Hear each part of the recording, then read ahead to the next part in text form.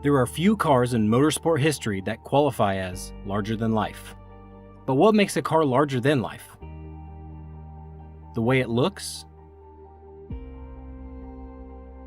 The way it sounds?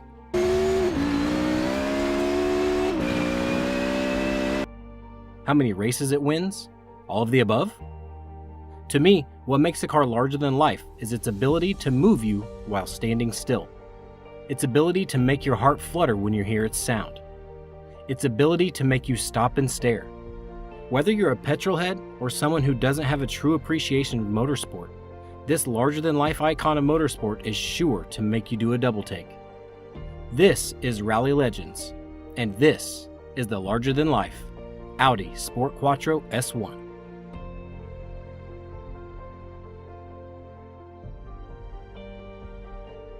Anyone who is a rally enthusiast knows the name Audi Sport Quattro S1, or the more technical name, the Quattro S1 E2.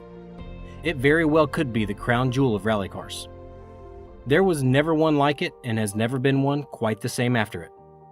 Audi built a true monster and created a legend with the Quattro S1. It has some of the most unmistakable features of any race car ever built. Its massive rear spoiler and its oversized front splitter made this car stand out amongst the crowd, especially for a car racing in Group B in the mid-1980s. After struggling to keep pace with the rest of the smaller and more nimble cars in 1983 and 1984, the race engineers had thoughts of designing an all-new Group B car from scratch. Audi, however, stopped that thought in its tracks.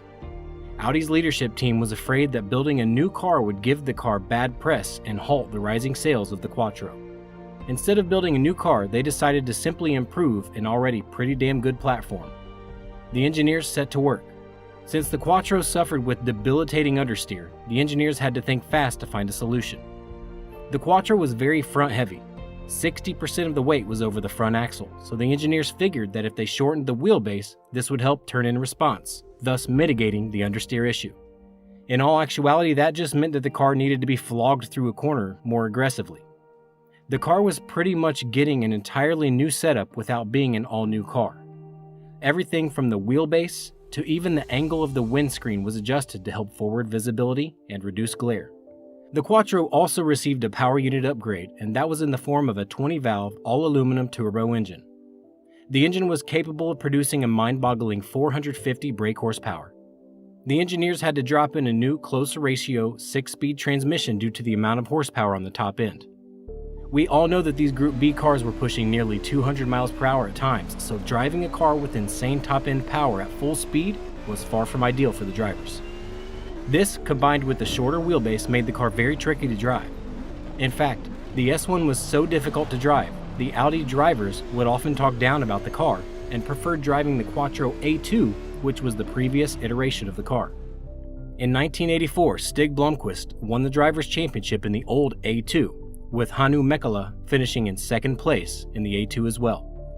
The S1 looked to be on the ropes. However, after the 1984 season, Audi decided to move forward using the Quattro S1 exclusively despite the recent success of the A2. 1985. Peugeot was dominating the stages in the early part of the season. Audi once again had its back against the wall. They had to make some major changes and had to do it quick if they wanted their names to be in the championship hunt. This time, instead of just throwing more power at the car and making some small tweaks here and there, Audi decided that it was time to look into some serious aerodynamic enhancements to the car. Enhancements that would ultimately make the Quattro S1 E2 easily the most recognizable rally car of all time. The engineers added a massive front splitter, rear wing, and aerodynamic fenders that helped the car stick to the road. These aero adjustments helped produce a purported 1,100 pounds or 500 kilograms of downforce at speed. Those are absolutely mind-boggling numbers. In addition to the aero upgrades, they decided it was time to take care of the issues with weight distribution. The goal was to get rid of some of the weight at the front of the car by moving what could be moved to the trunk or boot.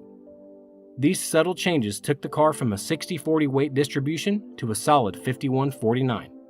Oh, and they couldn't stop there, right? Since they had so much more downforce and an all-around more balanced car, they needed way more power than 450 horsepower. The engineers set to work on improving the 5-cylinder turbo engine now to be able to support up to 590 horsepower. That was unheard of in the rally world up to that point. While the enhancements made a large impact on the car's drivability, the Quattro S1 E2 never quite lived up to the hype surrounding it. Stig Blomqvist ultimately didn't like the feel of the car and had signed a contract for the 1986 season with Peugeot to drive the punishingly dominant 205 T16. When Audi heard the news, they simply sat Blomqvist out for the season, and Walter Röhrl took the helm. Unfortunately, the 1986 season wasn't any better for Audi. With Italian automaker Lancia unleashing their insane Delta S4 and Ford dropping the RS200, the competition proved to be too stiff for Audi, no matter how much power they planned to pump into the S1. The Sport Quattro S1 E2 only participated in 6 events in the 1986 season before pulling out of Group B due to the spectator deaths at Rally Portugal. Some say it was the perfect opportunity for Audi to step away while saving face for the now infamous Quattro S1. After the withdrawal of Group B, the car, along with Walter Röhrl, went on to win the 1987 Pikes Peak event in the hill climb version of the S1. This led to many thinking that the S1 E2 was simply a road car that could do rally due to its great all-wheel drive system and overwhelming amounts of power. The Quattro S1 may not be the winningest rally car of all time, but it has definitely become an icon of rally history. The next round of the PTG Rally HLC is driving the Quattro S1 in S1 class. We're running an all-new stage that I built specifically for this event. To participate in the HLC event, you'll need to join my Discord or the Pendulum Tuning Discord. Those links are below in the description. You can tune your car however you'd like, but it must be run in S1 class with a max PI of 900. You will need to screenshot your time from the results screen at the end of the race and upload that screenshot to Xbox Live and in one of the Discords under the HLC submission channel. To find the route, you'll need to follow me in-game as a creator and head to the Derwent Reservoir Trail blueprint found here on the map. You'll need to run the race named Derwent Super Special HLC. This HLC event will run from Friday, October 25th through Sunday, November 3rd at 11:59 p.m. Pacific Time. Get your tunes ready.